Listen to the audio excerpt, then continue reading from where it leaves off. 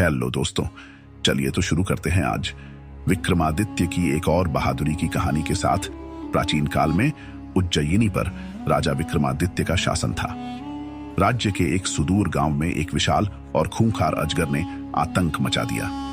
विक्रमादित्य ने इस चुनौती को स्वीकार कर अपनी प्रजा की रक्षा के लिए एक बार फिर से अपने साहस का परिचय दिया। राज्य के दक्षिणी हिस्से के एक घने जंगल से सटे गांव में अचानक एक विशाल अजगर का प्रकोप शुरू हो गया।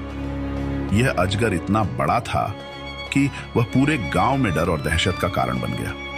अजगर अक्सर जंगल से बाहर निकलकर गांव के मवेशियों को निगल जाता और कभी-कभी इंसानों पर भी हमला कर देता।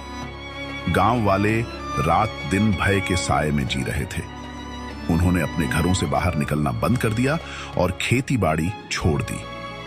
गांव का मुखिया और कुछ ग्रामीण उज्जयिनी के दरबार पहुंचे और राजा विक्रमादित्य से मदद की गुहार लगाई। मुखिया ने कहा, महाराज, हमारे गांव पर एक विशाल अजगर ने कब्जा कर लिया है। वह हमारे मवेशियों को निगल जाता है और हमारी जान को भी खतरा है। कृपया हमारी रक्षा करें। राजा विक्रमादित्य ने मुखिया की बात ध्यान से सुनी और तुरंत इस समस्या को हल करने का निश्चय किया। उन्होंने अपने दरबारियों और सैनिकों से पूछा कि कौन इस खतरनाक अजगर से लड़ने के लिए तैयार है। लेकिन अजगर की भयावहता के किस्से सुनकर कोई भी व्यक्ति आगे नहीं आया।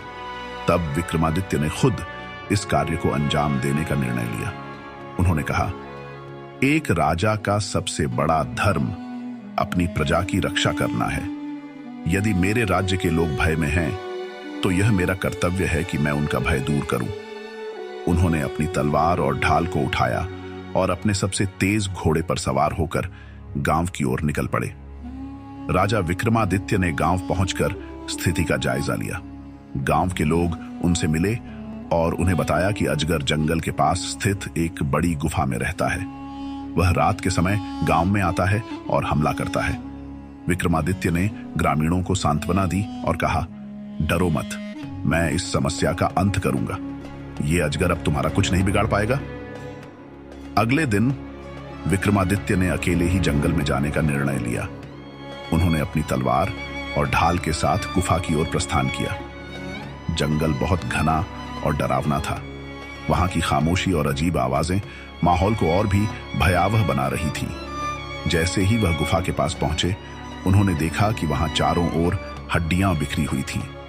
गुफा से एक डरावनी फुफकार की आवाज आ रही थी। यह स्पष्ट था कि अजगर अंदर ही है। जैसे ही राजा गुफा के अंदर गए, उन्होंने देखा कि एक विशाल अजगर उनकी ओर देख रहा है। अजगर की आंखें लाल रंग की थीं और उसकी फुफकार से पूरा गुफा हिल रहा था। अजगर ने राजा को देखते ही हमला करने की कोशिश की। उसने अपनी पूंछ से गुफा की जमीन पर जोरदार प्रहार किया।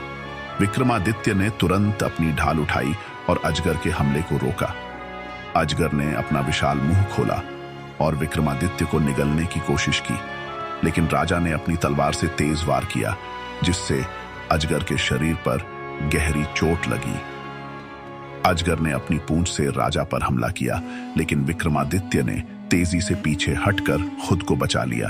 उन्होंने अपनी तलवार से अजगर की पूंछ पर वार किया, जिससे वह घायल हो गया। अजगर ने जोर से फुफकार कर विक्रमादित्य पर झपट्टा मारा, लेकिन राजा ने अपनी तलवार से उसकी गर्दन पर प्रहार किया। यह वार इतना तेज था कि अजगर गुस्से और दर्द से तड़पने लगा। राजा ने अपनी सूझबूझ और बहादुरी से आखिरकार अजगर की गर्दन पर जोरदार वार किया, जिससे उसका अंत हो गया। विशाल अजगर जमीन पर गिर पड़ा और उसके प्राण निकल गए। विक्रमादित्य ने अजगर को मारकर गांव वालों को उसकी गुफा तक बुलाया। जब गांव वालों ने देखा कि वह भयानक अजगर मर चुका है, तो उनकी खुशी का ठिकाना नहीं रहा। ग्रामीणों ने राजा विक्रमादित्य का धन्यवाद किया और उनका जयकारा लगाया। उन्होंने कहा, महाराज, आपने हमारी जान बचाई। आपके साहस और कर्तव्य निष्ठा को हम कभी नहीं भूल सकते।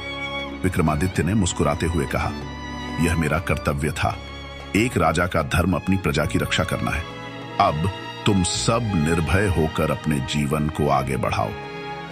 यह कहानी राजा विक्रमादित्य की निडरता, साहस और कर्तव्य निष्ठा को दर्शाती है। यदि आपको कहानी पसंद आई हो तो चैनल को सब्सक्राइब करें दोस्तों। Thanks for watching.